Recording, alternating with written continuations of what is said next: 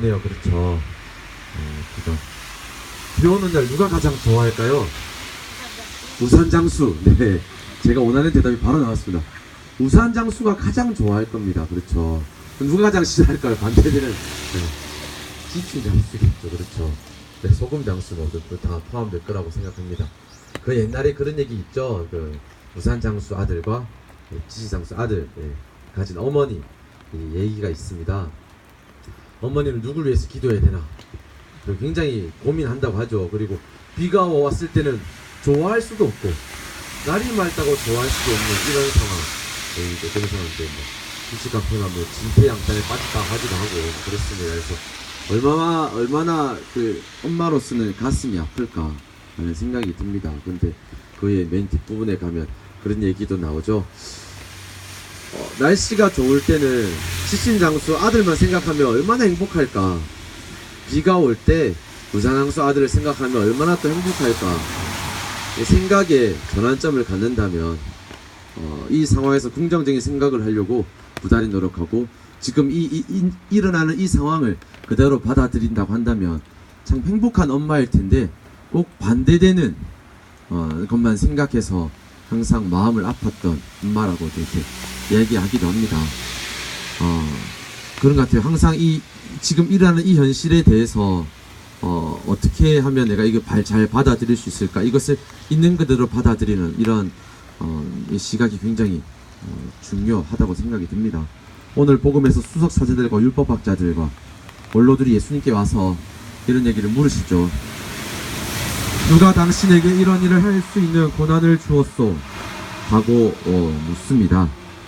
예수님께서는 이런 질문에 앞서 이러지도 못하고 저러지도 못하는 엄마의 그런 입장 같은 질문을, 그러한 상황을 율법학자들과 수석사들과 원로들에게 이야기해주고 있습니다. 그렇게 대응하고 계시죠. 요한의 세례가 하늘에서 온 것인지 세상에 온 것인지 대답해보라는 말씀. 어느 것 대답해도 자신들이 예수님이 하늘에서 왔다 이러면 자신들이 한 행동들이 떳떳하지가 않은 거겠죠. 그러나 그러니까 요한이 하늘에서 왔다 하면 또 왜 믿지 않았냐 할 것이고 했더니 어떻게 할 수도 없는 이 궁지에 빠지는 상황이라고 합니다.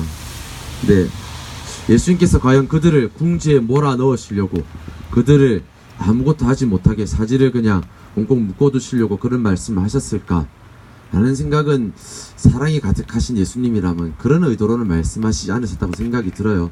근데 얼핏 보면 정말 참 지혜롭다. 예수님이야말로 저 사람들을 아무것도 대답하지 못하고 꽁꽁 묶어놨다. 그런 지혜로운 예수님이다. 이렇게 생각도 할 수 있겠지만 오히려 예수님은 그들에게 뭔가를 알려주시기 위해서, 뭔가 깨달음을 주시기 위해서 그 말씀을 하시지 않으셨을까 생각이 듭니다. 그게 이제 앞서 오늘 비가 오니까 우산이 생각나서 그걸 말씀드렸는데요.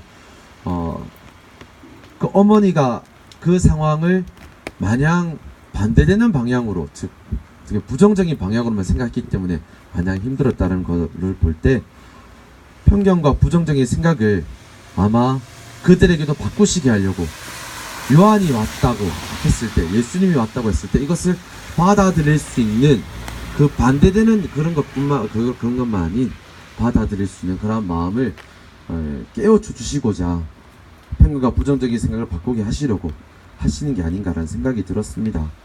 만일 그들이 세례자 요한을 긍정적인 시각으로 바라보았다면 그 일어난 이 사건과 이 현상을 그대로 있는 그대로 받아들였다고 한다면 예수님이 누구이신지, 즉 참된 진리도 무엇인지를 그들도 깨닫지 않았을까 생각이 듭니다. 요즘 한국 사회, 전 세계도 한국 사회 안에서도 일하는 현상들이 굉장히 많죠. 굉장히 많음에도 저희가 그것을 있는 그대로 바라보지 않고 왜 또 저희는 일이 일어나는 거야?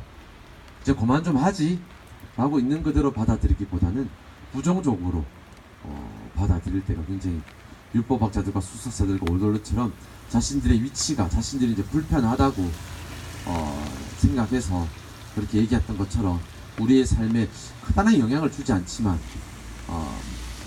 크다란 영향을 줄까, 한 가지 예를 들어본다면 세월호 사건의 어떤 세월호 유가족들을 볼 때 그 유가족들이 지금 광화문에 있다고 하고 있는 게 저에게 큰 영향을 줄까요라고 했을 때 언론사들은 얘기합니다. 그분들 때문에 경제가 활성화되지 못한다.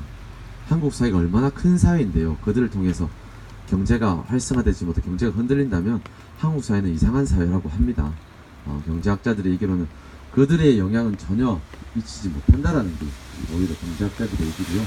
그럼에도 불구하고 이라는 현상에 대해서 저희는 이제 그만해 왜 이렇게 아직까지도 그러는 거야 라고 반대되는 입장에서 많이 바라보고 있죠. 또 이 강정도 마찬가지입니다. 다 지어졌는데 왜 그걸 아직까지도 하고 있냐 그런 말씀들 도 많이 하십니다. 있는 그대로 그들이 아파하고 있고 아무것도 해결된 게 없고 그냥 내가 살고 있는 집에 들어와서 침을 가지고 들어와가지고 내 집을 다 빼앗고 저 때리다가 손에 상처가 났대요. 그리고 저 때린 그 상처난 그 상처에 대한 약값을 물으라고 34억을 청구하는 이 해군을 볼 때 참 뭐가 어느 편에서 아니면 어느 편에 어떤 것이 더 진실인지 저희가 고민해보고 있는 그대로 받아들여야 되지 않을까. 이제 그만하라고 하기에는 아무것도 이루어지지 않고 더 빼앗긴 이 감정 우리 마을 주민들 더 많이 지금 더 아파하고 있고 있는 이 강정마을 주민들을 볼 때 저희가 있는 그 그대로 볼 수 있다고 한다면 얼마나 좋을까라는 생각을 하게 됩니다. 그렇다면 예수님께서 수도사들에게 말씀하셨던 그 말씀이 마냥 저희를 올가매려고 하는 말씀이 아닌 저희의 시각을 바꾸려고 해주시는 마냥 불편한 말씀이 아닌 저에게 오히려 영혼권에 도움이 되는 말씀으로 저에게도 다가오지 않을까. 예수님의 진리를 저희가 들을 수 있을 거라고 생각이 듭니다. 아직까지 아픈 이 강정 그리고 강정뿐만 아니라